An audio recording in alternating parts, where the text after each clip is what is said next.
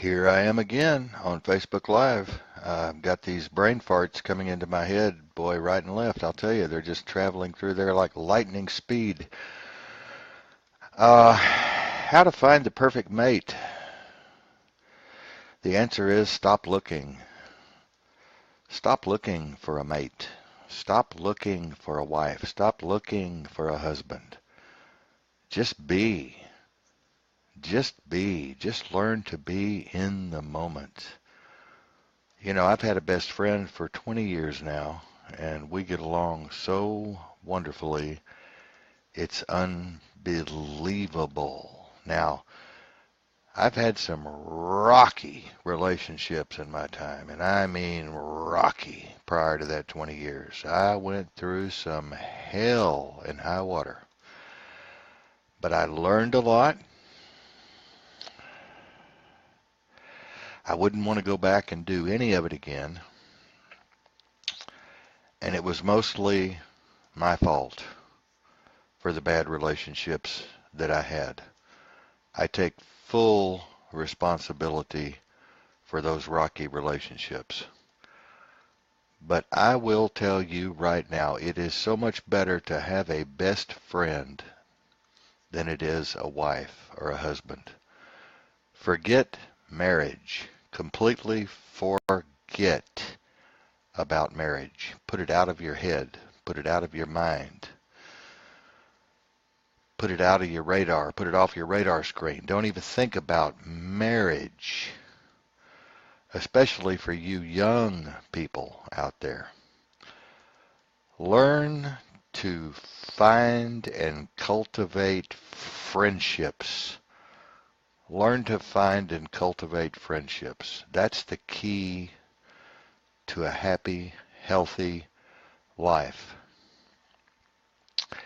If you should find someone who is in your midst of friends that you want to cohabitate with, so be it. That's a wonderful thing. That's a wonderful thing. Just take it easy. Take it slow and easy. Don't get into a big hurry to rush into a relationship, because 9 times out of 10 you're going to get yourself in trouble and you're going to be sorry. Just take your time in life. Chill out. Learn to live in the moment. And for those of you who are already married,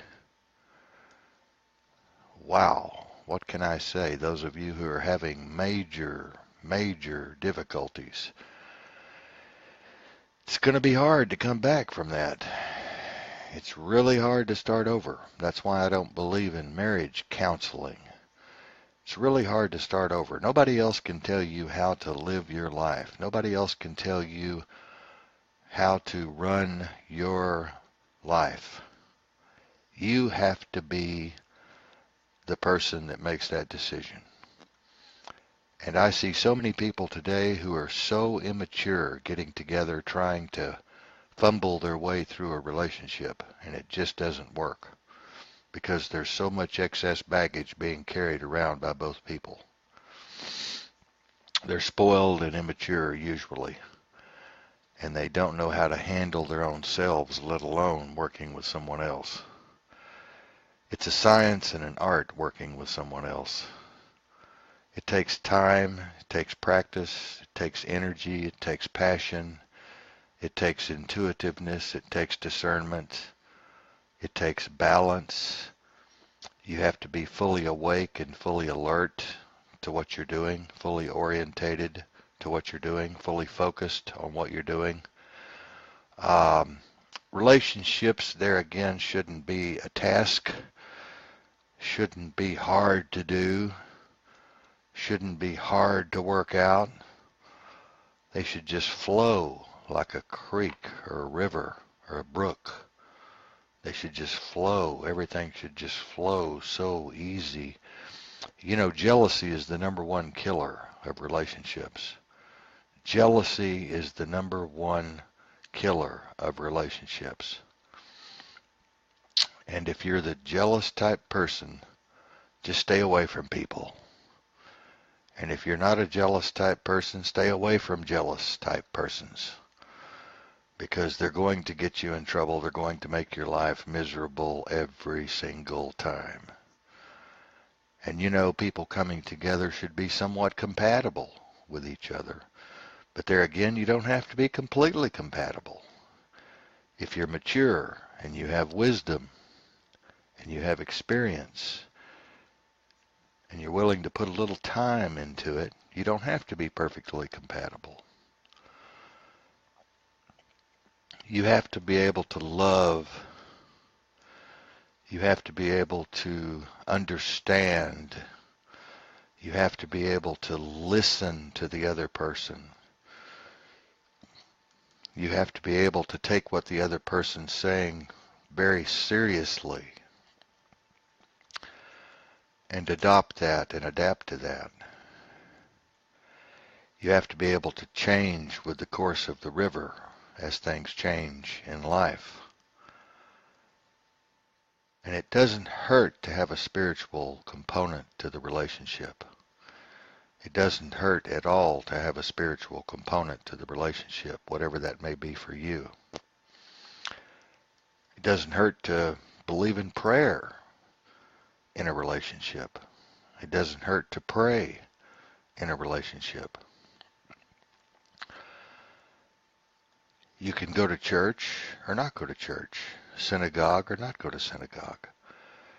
But it has been said, and studies have been done, to show that people last a lot longer all the way around who do have some spiritual affiliation. So that might be some good advice for all of you out there. Temper, anger, fear, all of these things have to go away to have a good relationship. You can't have anger and fear and temperament going on all the time. Sure, you're going to get mad at each other. Sure, you're going to have little arguments. But that's just the way the ball bounces. That's just the way it goes. But you really have to be in tune. You really have to be in tune with each other, with your partner. And you really have to know that this is the person you really want to hang with. This is the person you really, really, really want to hang with. You can't have like a halfway in and halfway out kind of thing going on. That's not going to work at all. That's not going to work at all unless previously arranged as an open relationship. And I have seen open relationships work, and I've seen open relationships fail. So it's just a matter of who you are and what you want and what you're capable of doing. But you can't have one foot in and one foot out. You've got to be committed. Ooh, there's that word, commitment. Scares the hell out of some people, especially men. But you've got to be committed. You've got to know what you want, and you've got to know how to go get it. And jealousy is a killer. Remember that. Jealousy is a killer. Jealousy will kill your relationship. Having a temper will kill your relationship. Having bad anger issues will kill your relationship. And remember, before I go, relationships are not all about sex. Relationships are not all about sex. Trust me, I know in my own relationship. So be of good cheer. And don't go out looking for a relationship like you have to have one. Don't go out looking for a marriage partner. That's ridiculous. That's ridiculous. Go out shopping on the market for a marriage partner. That's ridiculous.